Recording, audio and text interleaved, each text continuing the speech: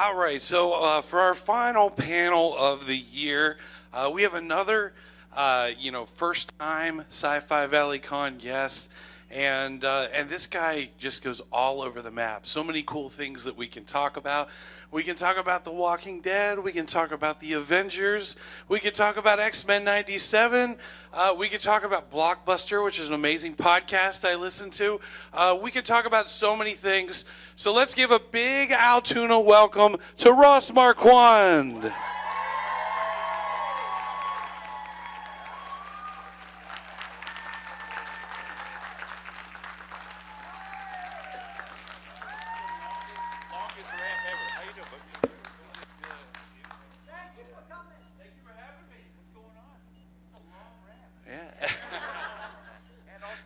Shining is my that's loud. The Shining is my favorite horror movie, so I'm very happy about this carpet up here. So if two young girls ask you questions, don't listen to them. That happened in the last panel. I'm just okay. Is that an inside joke that I don't know about, or okay, all right. This is such a nice mid-century modern set design too. This is our living room, so make yourself comfortable. Okay. Oh, really? Okay, great. So what we like to do here. Oh, okay. Now we're gonna. Okay. If you need to talk about any feelings or anything, that's all okay. The time. Yes. So we like to dedicate most of our panels to as much Q&A as we possibly can get from our crowd. So I'll get you started off. I mean, of course, a role that I think is iconic is your role in Avengers, in Infinity War and Endgame. So maybe to get everybody started while people line up at the mic for Q&A, talk about how you came to that, how you got lucky to get in an amazing role in an amazing movie like that, and what it meant to you. Absolutely. So that was, 2017. We were just finishing up season 7 of The Walking Dead, and I got an email from my manager asking me if I did an impression of Hugo Weaving from The Matrix. He played, of course, Agent Smith, Mr. Anderson, and I had never thought about doing Hugo because it just wasn't in my wheelhouse. And I said, well, which Hugo are we talking about? Because Hugo's from Australia, but he never does his native tongue. He's always doing British or American or German. And they said, well, it's a German Hugo Weaving. Focus on that. And I'm like, oh, so like Red Skull? And they're like, well, we can't really say what it is. I'm like, that sounds like Red Skull. And they sent me the clip, and sure enough, it was from Captain America: The First Avenger.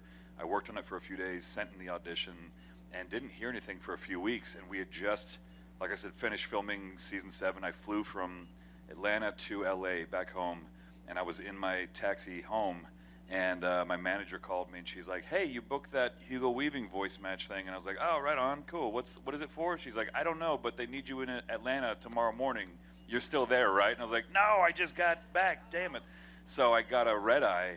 I went right back to we flipped around, we went right back to the airport, booked the next flight out, and I was literally on set at 8 a.m., and they made me shave my beard, which I was like, no, I need my beard. I thought it was a voiceover job, and they're like, no, it's a little bit more involved than that.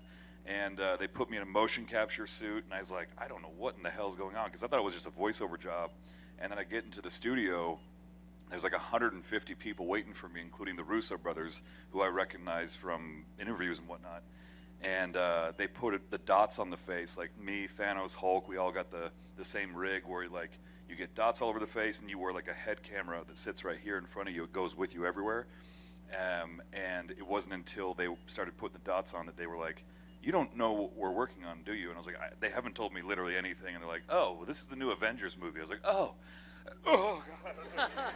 So I like went to the bathroom and just like did some breathing exercises by myself to like center myself so I didn't freak out on set. And then I went back there and finally met the Russo brothers, and sure enough, they were like, yeah, so you're gonna be playing like a future version of Red Skull who's more broken, who's kind of like a ghost almost at this point. And they said, we want you to sound close to Hugo Weaving, but definitely give it your own flair. Like, he's a broken man. He's almost like he's devoid of all ambition, and he's really kind of like this spirit now. And they said, try to infuse a bit of Yoda into the voice. And I was like, like that? Like, no.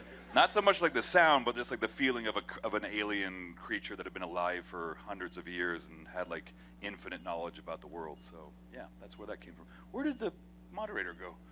Am I just, I just stepped you're over to there. the Okay, side gotcha. for a moment. Yes. Oh, no worries. I was just like, I didn't know where he went. Yeah, sorry. All right. So very cool. We'll go over to our first question here at the mic. Hi, my name is Joe. And with that, a follow-up would be, what was the frustration level of everyone within the movie of Infinity War? The screenplay, actors, the makeup artists, and like you and the other actresses and the backup role playing, and like what was the frustrations and the emotional mindset of how did that all get along? The frustration level? Yeah. I'm not sure what you mean. Was it frustrated? Did people get upset? Did people... Oh, no, quite the opposite. I would say it was one of the more laid-back sets I've ever been on. In fact, I got on the show, on the production at the very end of the filming. So they've been working on it for almost a year and a half straight. And I was on the second to last or last day of filming the entire movie, like both of Infinity War and Endgame. My portion was shot in one day. And we shot all of that in like 7 or 8 hours. It was insane. Like we really just moved right through it, and everyone was having a great time. Because the nice thing about working for Marvel, especially in those movies, is that half the time you're working on a soundstage, so you're not dealing with the rain or the sun, or it's temperature controlled. You're in a comfortable environment. They were really keen on limiting the hours to like 12 hours a day, which sounds like a lot, but that's actually a really cushy work day. That's amazing. On The Walking Dead, usually we would work like 16 to 17 hours a day on average. That was an average day, right? So I was like thrilled to come into a set where everyone was happy. It's air conditioned. You know, everyone's just like, yeah, we have lives. We can see our families. We can go on dates. You know, like it was really cool to just be in a place where everyone was just having a good time and committed to making something amazing. And I loved that. I loved working on that movie, or both those movies. But like, it's to this day like some of the thing I'm most proud of, honestly. Yeah, thank you. Thanks. All right, let's go over to our next question of the mic there. Hi, and I have a question from The Walking Dead real quick. I just want to say I'm a huge fan of you from there. Like, I love The Walking Dead, and you did an amazing job. My question is that, like, who was your favorite out of all the people you worked with whenever you were in The Walking Dead, like hanging out with or just like talking to? Oh, I'd probably say Cooper Andrews. He played Jerry on the show. Cooper is probably one of the nicest and funniest dudes I've ever met in my life. Like he and Lydia as well, just like a ball of positivity and happiness. Like every time you hang out with them, you go away better for that. You know, like there's some people that bring out the best in other people, and I'd say both of them do that. You know, they're not just great actors, but they're also great people. So yeah. And then my other question is that if you could play any other role in The Walking Dead, who would you play? It's a bit controversial, but I think it would be fun to play Shane. I know everyone has their own feelings about Shane, but like, I just love that character so much, and I think John is one of the best actors who's ever been on that show, and he's had such an amazing career after it, obviously from Punisher to The Accountant to all these incredible projects he's been a part of. He's just a brilliant actor, and I think I enjoy playing Aaron because he's such a nice guy. He's so diplomatic. He's such a good man. But I also love playing villains because they're more complex. There's just more to sink your teeth into. So I think Shane was a perfect blend of like he's a good guy and a bad guy rolled into one, and I think that would be a fun one to play. All right, Thank you. Hello. Hi. Which do you prefer, doing live action roles or animated? Man, it's tricky because I love doing live action because you get to see the work in real time. You know, sometimes with like Red Skull, you know, anime or CGI stuff, you don't get to see it until you watch the movie or the TV show. But certainly with The Walking Dead, with Mad Men, what you're seeing around you happening in real time is going to be what you see on the actual finished day, you know, on the final product when you're watching the TV show or the movie.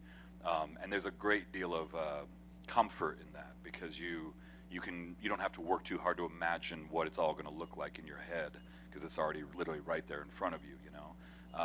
But the bad thing about live action is that it just takes so long to shoot stuff. I mean, like I said earlier, like 16 to 70 hours a day to shoot The Walking Dead, you don't have a life. I mean, like you would shoot for 7.5 months every single year, and I was on that show for 8 years. So I kind of put my personal life on hold for the longest time. So you really just kind of learn that like the job comes first, everything else comes secondary, and you kind of put your life on hold.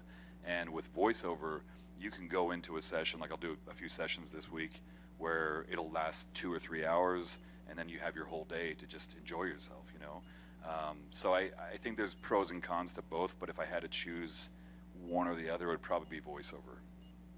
Yeah. And I bought a shirt, 11 years, 2010 to 2021, and everybody's signatures on there but yours. Oh, okay. Well, why not? Why isn't it on there? I have no idea.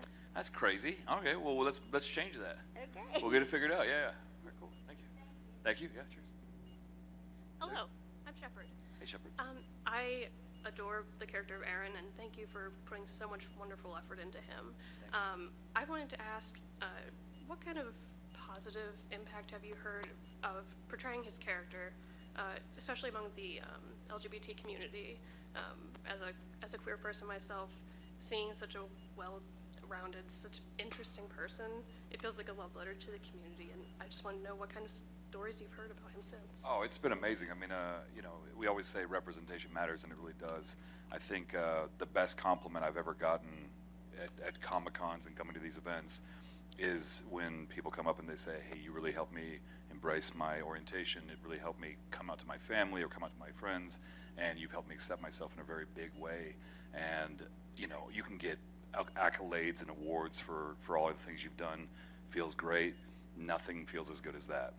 You never feel like working on a zombie show is going to have any sort of like greater social impact whatsoever. It's just like, we kill zombies for a living, but like, the fact that people really resonated with that character and Tara and Jesus and Eric, it means the world to me.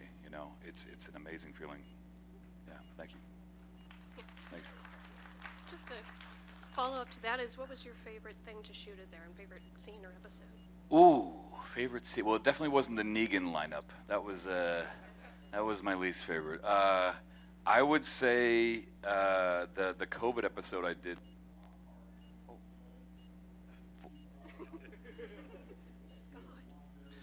It must be bleeding over. Yeah. That's not me. Okay, I would never interrupt you, Ross. No, it's okay. I was just like, voice of God. I was like, what? Probably the COVID episode I did with Father Gabriel, where we did Russian roulette. That was insane, and we were, there were high stakes filming that episode in COVID because we weren't sure if we could safely do it for one thing, and secondly, like we didn't know if we were going to get an 11th season. Those episodes were added by AMC kind of as like a bonus, batter to throw in for the fans, because they had told us after season 10 ended, like, we don't know if we're going to have a season 11. This may last for many years. We might just cap the show after this. And so those episodes were just kind of like a love letter to the fans. So we were like, God, this might literally be the last time we get to play these characters. And I'm really grateful I got to play with Seth, because I love working with him. He's an amazing actor, and he always brings his A game. And then getting to work with Robert Patrick, who played the T-1000 in Terminator 2 and a million other things, could not have been nicer and more funny. You wouldn't expect it from a guy who usually plays these dark, psychotic characters, but he was hilarious. He was so much fun to work with, and he was really good. I mean, he's an amazing actor and just a really nice guy. So I think that was a special episode for us. Thank you. Thank you, yeah. Hello again. Hello. Good to see you, yeah. So this question's kind of back from the beginning. Alexandria was like really peaceful. They didn't fight. They didn't do anything like that. And Aaron's seen Rick's group at the prison with the battle, and he's seen them at Terminus. What do you think made Aaron think they were a good group to bring in? Like, he left them the water in the road. He brought food and stuff like that. He's seen that they could be dangerous compared to what they had back at home. Why do you think Aaron thought that they should come back in after seeing all of that? Well, I think he saw that they were great fighters for one, but also that they looked out for each other, and one of the things that Aaron says early on in the show to Daryl is that he wants to work with him because he sees in Daryl the fact that they can sniff out good people and bad people. You know, they can kind of just get a good sense of people's moral compass. And I think that was Aaron's and Daryl's probably greatest strength, is just like being able to suss someone out. You know, like, and it's funny because everyone, when they first see Aaron on the show coming out of the woods, greeting Maggie and Sasha with his hands up, they're like, he's too nice, I don't trust this guy, you know, because, you know, frankly, like, the last 2 seasons before that, you had the governor and the leader of the Terminites, or whatever they called, and I actually auditioned for that role, the leader of the Terminites, Gareth, being super, super nice and affable and friendly, but they didn't wanted to kill them afterwards, you know, or eat them. So I could understand why everyone in the audience and even Rick's group were like, I don't know about this guy, he's clean cut, he's too nice. But I'd say that, like, after time, people realize, oh, he's actually a really good guy, and he also can be a good value add because he knows how to attract good people and repel bad people. There's a moment in season 6, I think, where, season 6, Maggie and Aaron are going out looking for Nicholas and Glenn to make sure they're still alive. And I talk about the fact that there were three or four Alexandria recruits, I guess, for lack of a better word, that they tried them out in the community, and then they turned on everybody and tried to actually, like, kill some people and steal supplies. And we literally walked them through that very sewer system that, I'm like, what? It's all good. And we let them out of there, and I gave them a knife to fend for themselves, but I was like, hey, good luck, but you're out of here, you know?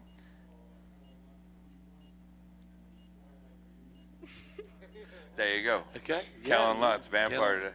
Those Twilight guys are rock stars. Yeah, trying to take up our space here. Yeah, right.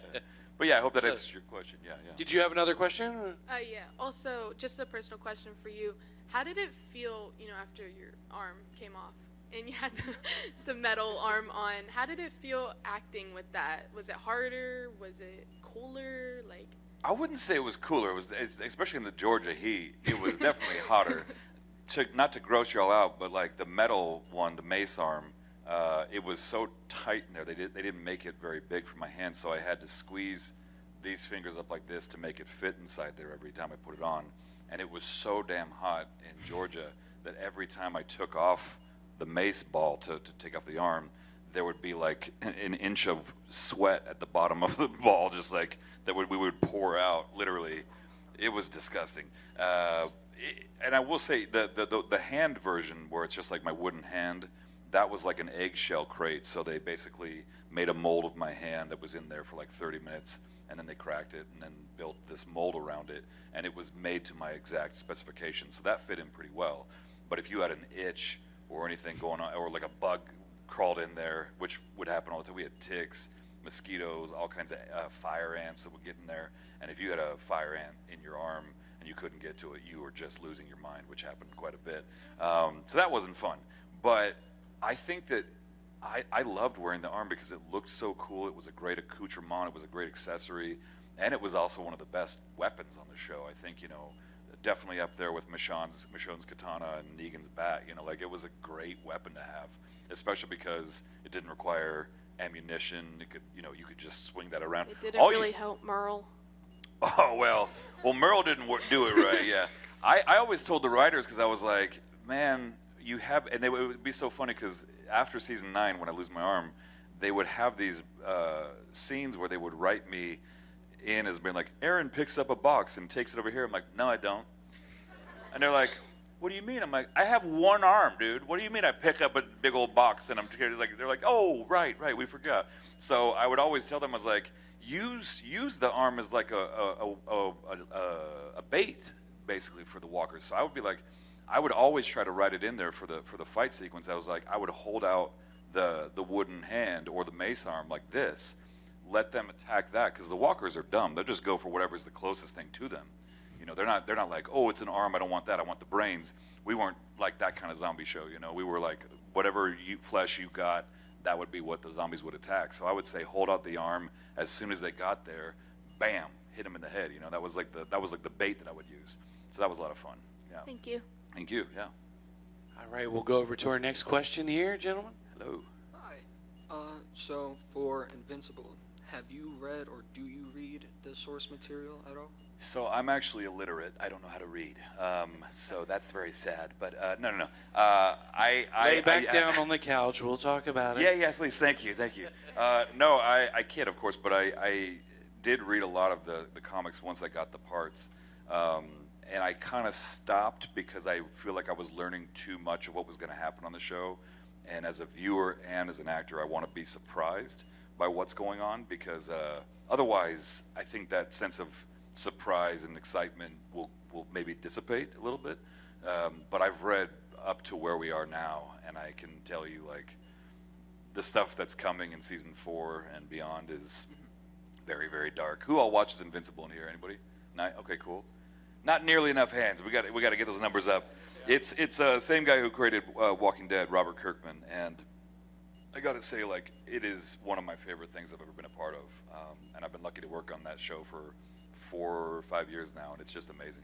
Do you have a favorite character that you play on Invincible? I know it's not everyone's favorite. He's controversial, but I love playing Immortal just because, I mean, he really is such an incredible, complex character. I mean, he's been around for thousands and thousands of years, and even though he can't beat a Viltrumite to save his life, he is a great character, you know.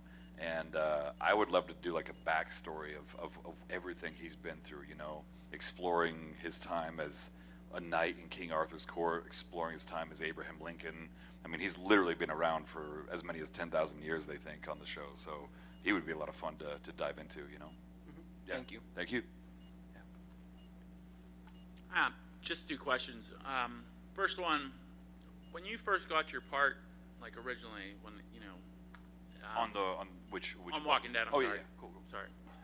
Did you know like that you were going to be there for multiple seasons, or was it like a year-to-year thing? Yeah, very much year to year. So the good thing and the bad thing about working on a show like The Walking Dead is that there are so many random deaths. Which keeps you on your show as an audience member and as an actor, right? I feel like whenever you get too comfortable, that's when they're come out to kill you, you know.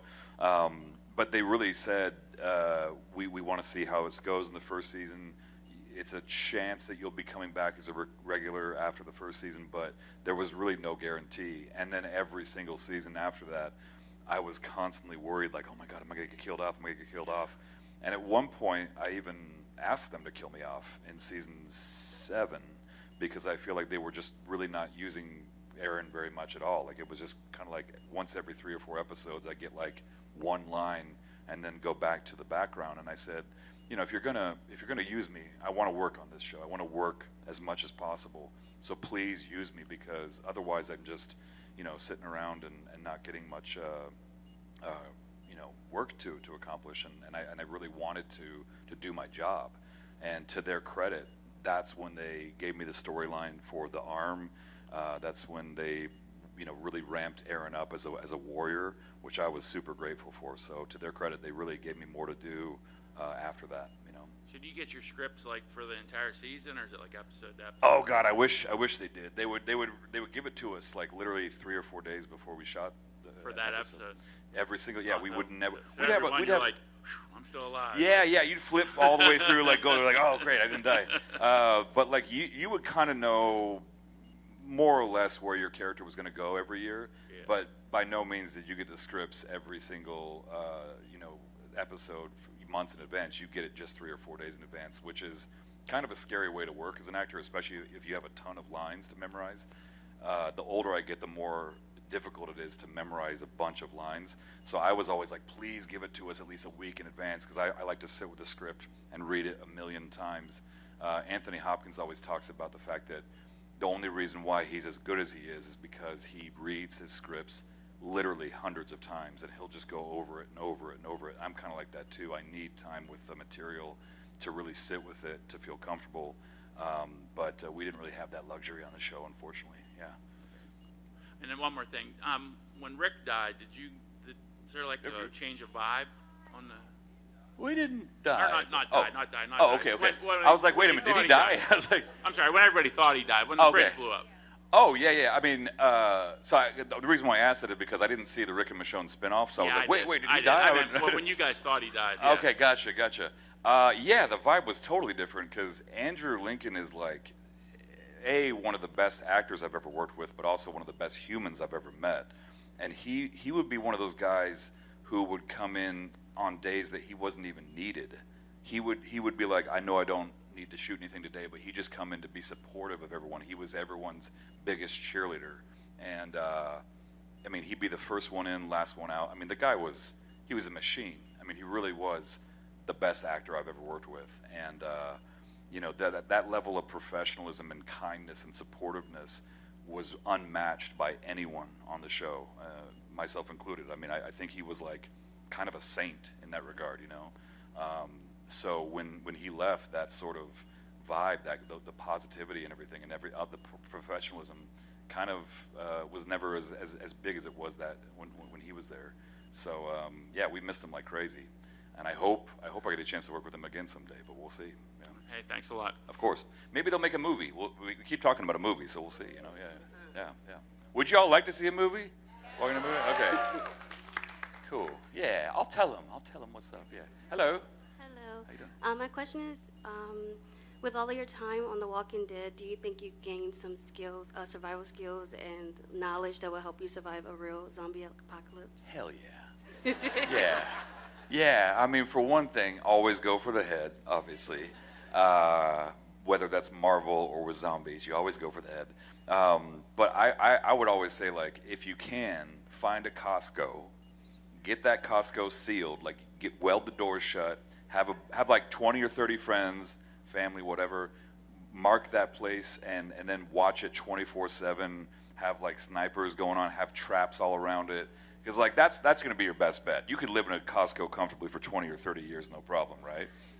That's what I would do.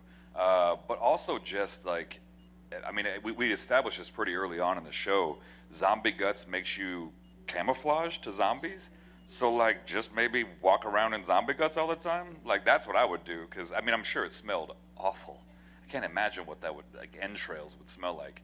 But yeah, I would just walk around with zombie guts all over me all the time. Do you think you'd do all right? No. I would just die. I don't want to Why survive not? that. Why not? I don't want to survive that long fighting. You Oh, know, fair. I'll accept it. You just get bit. You'd be like, okay, I'm out. Yeah. That's fair. That's fair. Okay. Thank you. Thank you. Yeah. Hello. Hello. So I have kind of like a sillier question. I don't know how active you are on social media and like memes and stuff, but what do you feel about everyone calling Immortal a fraud in Invincible? So, for those that don't know Invincible, there's this character, Immortal, they play, who is very strong, and he is literally immortal, but he cannot beat a Viltrumite to save his life. And I don't think he's a fraud. I think he's very strong. He just can't beat a Viltrumite. I don't love it. I think it's a little mean-spirited. You know, I think he's a pretty great fighter. You know. But I know that people keep showing me the "Where's Omni-Man" memes, and it cracks me up because I still don't understand. I've asked several people to explain it to me, and I'm like, what does it mean? Like, "Where's Omni-Man"? I don't understand. But what do you think it means? I guess it's just kind of like he just keeps on going back to beat him over and over again, and then just gets wrecked. Yeah. It's kind of unfortunate, and I think a lot of people were bitter that he just kind of got a little happy ending with Kate for a while. Yeah. But yeah. I mean, I think he's pretty cool. He's pretty great. Yeah. He just keeps getting his head ripped off and his torso ripped in half. I mean, it's like, I keep telling Robert, I'm like, can I just have one win, man? Like, I'm tired of dying on the show. He's died like 6 times on the show, and I'm like, between him, Aquarius, well, I don't want to say that's a spoiler. Never mind. The other characters I play who get killed. So anyway, yeah, I don't want to talk about that. Okay. Probably should. I've said too much. Yeah. Thank you. Thank you. Yeah, cheers. Hello. Hey, Ross, how you doing? Good. How you doing? Good. So, obviously, well, first of all, I appreciate you being here. Thanks for coming out. Thank you for having me. But when it comes to Invincible, I have a bit more of a lighthearted question. But obviously, there's a lot of cast crossover from The Walking Dead into Invincible. I was wondering, you know, because obviously, like the whole first Guardians of the Globe, you know, like basically played by everyone who was in the Walking Dead. What was that like to have that like experience where like everyone's just kind of coming back and you know like it's just kind of like 2.0 kind of circumstance? I loved it. I mean, and for anyone who might be wondering what we're talking about, Glenn plays Invincible, Abraham plays Red Rush, Morgan plays Darkwing, Maggie is Warrior Woman's. Right. They got Sasha, Tyrese, King Ezekiel, other people. I'm trying to think of who. It's a lot. It's a lot of and Walking then, Dead people that are on that show. Oh, well, Jeffrey Dean Morgan plays. Negan plays Thrag. I mean, like there's a Conquest, yeah. Say again. Oh, Conquest, Conquest, yeah, not Thrag. We don't know who that is yet. Yeah. I do know who plays Thrag, but it's not Jeffrey. But it's awesome because I think you can kind of get limited sometimes as a on-camera actor by your body and your face. Like when you walk into a room for an audition, they're going to see exactly what's in front of them. Right. And they're going to say, okay, what do they look like? How tall are they? And what do they sound like? This and this. But with voiceover, you can be anybody. You can literally change your voice to, whatever sound it needs to sound like. I've played tiny little amoebas and giant monsters at the same time in the same universe, and I love that. So getting to see, like, especially Abraham playing Red Rush as a Russian, I've known Michael for years, and I had no idea he could do accents. I really didn't. Right. And so hearing him as a Russian, I was like, God, man, you're great. And so I think that's the fun thing about animation is that you get to see all these different colors of people's performances and talent. And even Jeffrey as Conquest, there's definitely notes of Negan in there, but like, it's a softer, more subtle, almost broken man coming through there, and I really liked his performance in that. And that rematch was very much needed. That was fun, right? Yeah, I really amazing. want Glenn to kill Negan, but we'll see if that goes. Thank you so much. Appreciate it. Yeah, thank you. Yeah, I was gonna ask with I know something that my sons and I watched recently was Star Wars Rebuild the Galaxy. Oh yeah. Where you ended up inhabiting Han Solo, which is a pretty amazing one. So you had talked about with Avengers how you were sort of impersonating, is that something that kind of led to that? You kind of were in that system, and they're like, well, maybe he can do Han Solo. Yeah, well, I've been doing Han for 14 years. I think the first time I played Han was in Phineas and Ferb Star Wars special back in 2011. And anyone Phineas and Ferb fans? Oh, hell yeah, nice. Okay, cool. Yeah, Dan Povenmire and Jeff Swampy are like old friends, and they had seen some of my impression videos, and they reached out like, does he do a Harrison Ford? Like, yeah, I do. And it just kind of worked out, and from then on, I've kind of become like the resident Han Solo guy for Star Wars, which I love. One was sort of a little bit more comedic than what Star Wars normally would take on. 100%. Yeah, I did. So I played him in Phineas and Ferb. Obviously, the Star Wars, Lego Star Wars. I've done 4 or 5 episodes of that, and then I've played him for amusement park things. So like, I think it Rebuild the Galaxy's Edge. There's like a introduction where Han is like, hey, you want to learn how to fly the Millennium Falcon? Come right in here. It's little stuff like that. And then there's a video game, like a VR video game called Trials of Tatooine, and Han is kind of walking through a young Padawan how to, I don't know, go through Tatooine with without being killed by smugglers or something. Yeah, but we very much enjoyed that one. My sons were really got a kick out of it. Something I got a kick out of, I don't know how many of you have heard, is when I was doing a little research there, and I saw a podcast called Blockbuster, and as a film nerd, and I know we have some film nerds in here, it was a podcast that started about George Lucas and Steven Spielberg's friendship, and then you went on to play James Cameron. And that was another thing where you were. Did you feel like you were bound to do an impression, to strictly like how much access did you get to James Cameron? Did you have to, listen to interviews and stuff a lot, or did you kind of just say I got to go with it? Well, luckily, I kind of had a bit of insight into James Cameron because of Gail Ann Hurd. Gail Ann Hurd was one of our executive producers on The Walking Dead, and she used to be married to James Cameron. So I'd hear some little stories here and there about him. But most of the research I did was of him in interviews that I would find on YouTube and whatnot. And that guy, I mean, like, talk about a career. I mean, he really was, on the verge of giving up so many times. and his father was really forcing him into being, I think, a dentist, or he really wanted to be some kind of, I think, clinical thing, and he just couldn't understand why he kept pursuing film, and he said, give up, which, you know, to be honest, several times my parents and friends even were like, hey man, you know, you're like not cute broke, you're like legit broke, and you're like living in a shoebox apartment in LA, like maybe it's time to give up. And I definitely thought I should too. Luckily it worked out, but like you just never know if that break's gonna come, and thank goodness it did happen for me and for especially for him, because we got some of the best movies ever made from James Cameron. I mean, say what you will about Titanic, but like, I mean, I think it's a masterpiece, you know, a visual masterpiece. Aliens, The Abyss, the Terminator franchise. I mean, like Avatar, of course. I mean, incredible work come out of this guy, and thank goodness he didn't give up. And I just love that story, because it's about not just the joy of the films that he made, but also the perseverance that he showed of just like what it took to get there. Exactly, yeah. Yeah, it's still available. I downloaded the whole thing. It was fantastic. So check out Blockbuster if you haven't seen it, or I would rather heard it, I guess. I feel like I've seen it because it's a very dramatized podcast. So, all right, we'll go back to a fan question over there. Hi, I'm back. Hello. I believe the next supervillains in the Avengers is Kong. Would you want to be his sidekick, or would you want him to come find you so you could hook up with him as a Red Skull? Oh, well, I don't know if I don't know if Kang is coming back in Doomsday or anything, but I think personally I love it when villains are kind of on their own. You know, I love playing Apocalypse in X-Men Season 2 because he is a singular threat. I mean, like obviously he has his.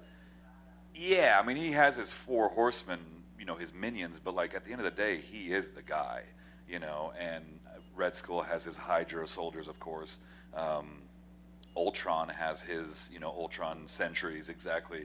But, you know, they don't really need anyone other than themselves, you know, like they are enough on their own. So I would just, I'm excited to see where they go, especially with Dr. Doom for Doomsday. That's going to be really fun. Yeah, we'll see. I'm excited to see how it goes. Yeah. All right, our next question there. So, if you could describe your character Aaron from The Walking Dead with only one word, what word would it be? Mace. I don't. Yeah. No, I'm kidding. I think probably diplomatic. I mean, he you know, he's a lot of different things. He's a great warrior. He's a great father. He's a great friend. He's a kind-hearted person. But I think his best strength is his diplomacy, his ability to reason with others, to talk to people, to really reach them on their level. And I love that about Aaron. I think he's a really great leader. So diplomacy, I would say, yeah.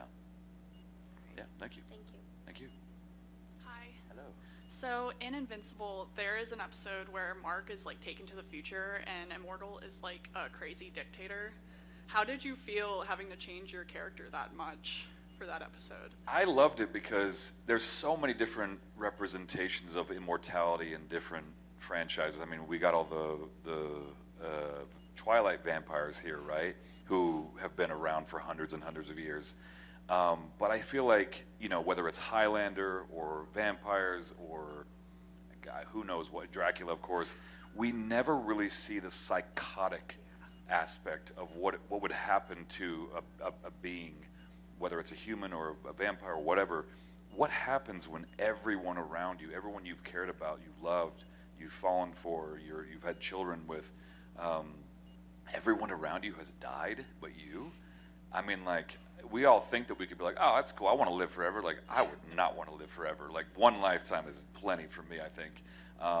And, you know, I think the fact that he loses his mind after being around for 10,000 years in this episode you're talking about is kind of beautiful, because everyone would, I think, have this reaction. I don't think anyone would be able to keep it together after 10,000 years.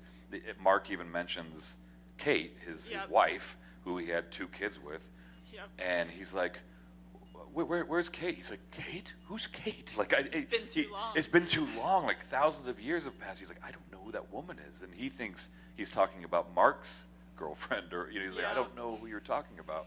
And I loved playing that version of Immortal because you mostly see Immortal as this very stalwart, very put together leader, and he's always kind of a hard ass, you know. Yep. And in this one, he's just unhinged. He's just lost his damn mind, and I love that. I loved that episode. Cool. I'm glad you like it. Thank you. Thank you. Yeah, thank you. All right, let's go over to our next question here. Hello. With voicing so many different characters on Invincible, what was the process of figuring out what each of them sounded like? Somebody need some water first. That was fun because it was mostly done on the fly. The first guy Robert had me play was Immortal, of course, and it was just supposed to be him initially. Like, he just honestly offered me the role because he's like, "You got a beard. He has a beard. I bet you could probably do this." I was like, "Oh, that's great logic." I think that's, but I mean, that's literally, I think, kind of how it came down. He just thought that I would probably be able to get the voice down, for some reason, and I was like, cool. And we worked on it in the session, that first session, for a little bit, and I felt like we came to a really good place. I tried to imagine what Abraham Lincoln might have sounded like. Obviously, we don't really have voice recordings of that, but there's descriptions in books about him being soft-spoken but very, firm and very authoritative, and then with Aquarius, in the next session we did, that was kind of like a random thing where Robert was like, "Hey, we're going to do Immortal, but we have this other fish guy, and we're not quite sure what we want him to sound like, but we want you to play him. Are you working on any new impressions?" And I said, I just started doing Jeff Bridges because I had watched this movie on a plane like a month earlier called Bad Times at the El Royale with John Hamm and a bunch of other people. And I've been trying to get Jeff Bridges down for years. Like, I loved him in The Big Lebowski and Tron and a million other things. And I've been trying to get that voice down, but I could not nail it for the life of me. And then I was watching the movie, and I realized that Jeff Bridges kind of slides. Sorry. Jeff Bridges kind of slides his jaw over to the left when he talks. He's like, "Yeah, man, the dude abides, man." And I did that for Robert, and he was like, "Oh, dude, that's great, but like, can we put him underwater?" So that voice all of a sudden became like this, and that became the voice of Aquarius. So it was kind of sometimes like things just come on the fly. For Omnipotus, for example, I got asked, he's like, we got this other like villain in season 2 that all the heroes are fighting against. Are you working on any other new impressions we could do? And I said, well, I got a new Donald Trump that I'm doing. And they said, well, let's hear that. And they're like, well, it probably won't work, but let's hear it. And I was like, okay, here's the deal. I'm the greatest monster in the history of monsters, believe me. And then all of a sudden they're like, well, that obviously is too on the nose. But I said, well, what if we made him like larger than life? Because he's literally like, 20, 30 feet tall. And so that normal, okay, here's the deal became, I am the greatest monster in the history of the world. And that became the voice they used. Like, it's crazy. Like, literally, we would come up with these voices on the fly. And that was kind of the great thing about the show, was the collaborative nature of just coming up with this stuff together. It was really neat. That's awesome. Thank you. Thank you. Yeah. Hello. Hi. How are you? So short. I wanted to know, so like the episode with the Negan lineup was intense for everybody, so I wanted Sorry to about know. that. Sorry about that. Yeah. But I wanted to know how it felt like filming that, like being in it yourself. Oh God. I mean, like, so the crazy thing was, we shot that at the end of, it's like I was saying earlier, like, it's crazy hot 99% of the time in Georgia filming that show. We're filming from mid-April through the end of November, and it is hot. Like, it is really, really hot. But the end of October and November, it gets crazy cold, right? I mean, like, the Atlanta winters are no joke. Like, people sleep on it, but it's like that stuff gets in your bones. It's like that wet, bone-chilling cold. So we were filming all this stuff on our knees in the night. So we'd start filming around 6:30, 7 o'clock at night, and we'd wrap around 7 a.m. the next morning. So being on your knees in the gravel, freezing your ass off, and then also having to like imagine this psycho coming out with a bat, being like, I don't know which one of you I'm gonna kill. Maybe you. Doing the eeny, meeny, miny, mo. You're like, this is the worst thing ever. And you know, all of us by the end of it, our knees were shot. We were, you know, we had to cry. Almost all of us were like instructed, like, lose your minds as much as possible. Like, imagine you are the one that's going to get killed, because we didn't know right away which one it was going to be. Glenn and Abraham knew they were going to go, but we didn't. Most of us didn't know. And I was like, yeah, I might lose my job. Oh my God. I was like, like crying like crazy, you know, like summoning tears over and over again is not easy. You know, like you're imagining your own demise. And even if it's not you, the person on your right or left is going to die potentially. So you had to like really bring it over and over again. And, oh, there you go. Yeah. So there you go. If you want to go to that, that's cool. That's happening. Yeah, yeah. But yeah, so that's why I say it's like my least favorite episode. It is, I think, the best work we've ever done on the show. Like, I literally think every actor in that scene in those 2 episodes were bringing their A game. However, it sucked. It just was the worst feeling to be on your knees, crying nonstop in the freezing cold over and over again. So I would never want to replicate that again. Yeah. And then my last question was, like, what do you feel like was the most emotional for you? Oof. When Daryl died, probably, yeah. That was a rough one. That was rough. When he got eaten by the, no, I'm kidding. I was like, what? I was like, what are you talking about? No, I love when people who haven't seen the show in a while, they're like, wait, what, he died? Like, I didn't know that. God, I think Sasha, honestly, because even though Glenn and Abraham were shocking as hell, I had months to prepare for that. Like once we finished the end of season 6, that's when, you know, both Michael and Steven kind of told everybody, like, hey, by the way, just so you know, it's gonna be me. I'm like, oh man, like, but it was terrible to learn that, but we had time to prepare. But with Sasha, certainly I didn't know ahead of time, and a lot of us did not know. So when she kind of, and she was like the first person that I really worked with on the show, she and Maggie. And she's just the nicest, sweetest person on the planet. And like when she came up and kind of sweetly told, oh yeah. I told them to turn it down. No, it's okay. It's all right. But when she kind of sweetly came up and told everyone, like, hey, just so you guys know, it's going to be my last episode, I was like, no. And her death, and I hope it's not too much of a spoiler, but this was like 7 years ago. But like, there's this moment where, you know, she's in the coffin and she's listening to the music, and all of the cast was there for her. Like, everyone loves Sonequa, and being there with her while she was not just accepting her fate as Sasha, but accepting her fate as Sonequa, saying, this is it. Like, this is my last episode, and my last episode is in a coffin. Like, I'm in a literal coffin listening to an iPod, and she just, real tears were streaming down her face. Like, that was all real. Like, that wasn't, none of that was fake, you know. And afterwards, we all just gave her a massive hug, and we're like, we love you. And then, of course, she went on to book Star Trek Discovery, so she did all right. She's done well for herself. But that was the hardest one for me, I think. You know, yeah. Thank you. Yeah. Well, we know we have more Invincible coming up, which I know we're all looking forward to, and we have more X-Men '97. All right. Yeah. You want to talk about X-Men '97 for a minute in there? I'd love to. That's, God, I mean, X-Men, the animated series from 30 years ago, is quite literally the show that made me want to be an actor in the first place when I was 10, I guess. Yeah, because it came out in like 92. So I guess it was like, I was 11. Yeah, I was about the same age. I mean, it was pivotal. Yeah, so I guess it was 11 when that came out, and I remember that being such an event every Saturday morning.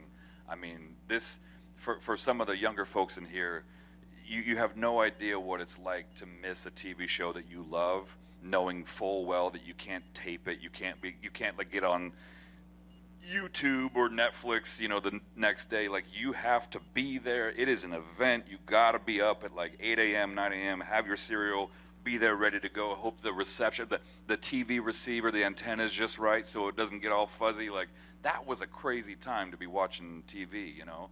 And it was an event. It was because you knew that as soon as you watched it, your mind was going to be blown, but you were going to be talking about that all the next week at school. And that one character in particular, Wolverine, was the reason why I wanted to become an actor. Cal Dodd played the shit out of that character. And there's a scene where an episode where Wolverine's trying to gather his thoughts because he's having like crazy dreams and he's losing his mind a little bit. And he goes up to Alaska and he's just trying to center himself, and he finds this Inuit tribe and they kind of take him in. And then of course his arch nemesis Sabretooth follows him up there, tries to kill him and cause havoc. And there's this line that he says, and he goes, "There's no peace for me, not even here." And he said it with such intensity and such raw emotion. And I was going through puberty as a young kid. I had pimples and braces and terrible like tortoise shell glasses that my parents put me in. I don't know why they got those dumb glasses. They were so bad. And I got picked on and bullied all the time because I was also in Boy Scouts and I had to wear the uniform to school all the time. And like I got picked on a lot, you know, in middle school and high school. And I think for me, I felt the pain, you know, like I was like, even though Wolverine obviously went through way worse stuff, as a kid, when you see someone and you identify yourself in a character, you're like, I get it, I get that pain. And I wanted to do that later on as an adult. And so getting a chance to play both Professor X and Apocalypse now in literally one of my favorite franchises, period, is the best feeling in the world. I love that show, and if you guys haven't seen it, I highly recommend it. It is such a good show. It really, I mean, and I'm not just saying it because I work on it. Like, it is so well done, and everyone who works on it was a fan of the original or was in the original, you know. So it is a love letter to the original. It is a love letter to Marvel Comics, and it's so damn good. It's really fantastic. They nailed it so much, and I remember my feeling. I instantly felt, because I'm much the same, you know, bullied, picked on, whatever. And they had eventually they moved it to where it was on every day, you know, in the afternoon.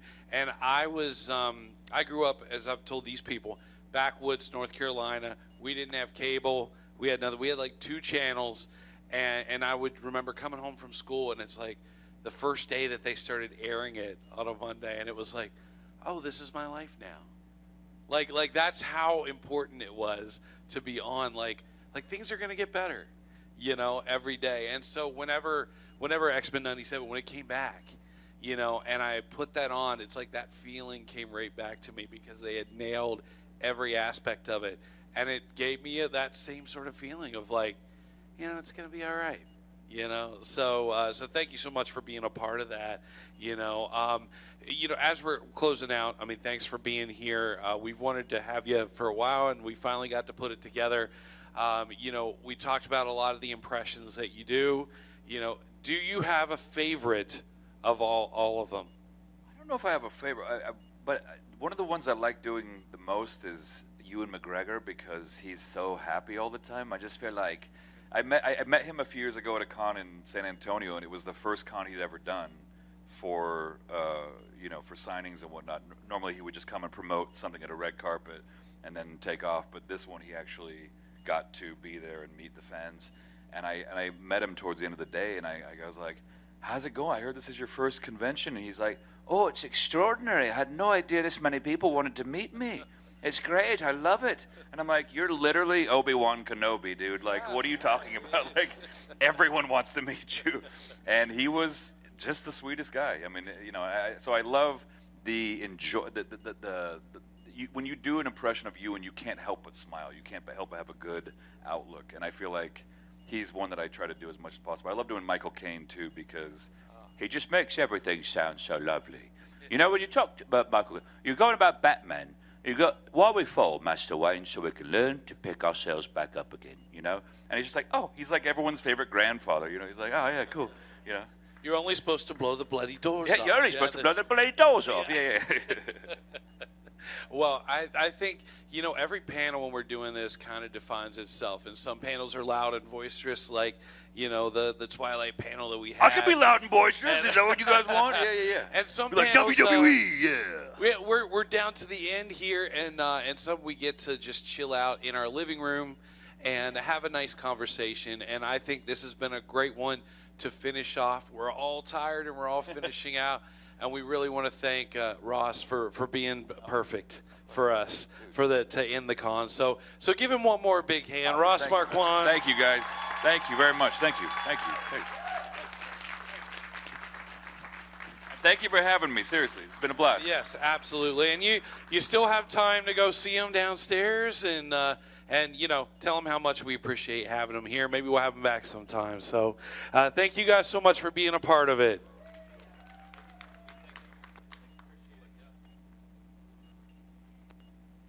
All right, well, that's it for our panel schedule here in the panel room. If you hung out with me for a lot of the weekend, I appreciate you being here. I appreciate you listening to me and making me dance like a monkey and do all kinds of other crazy stuff. And we'll do it again in a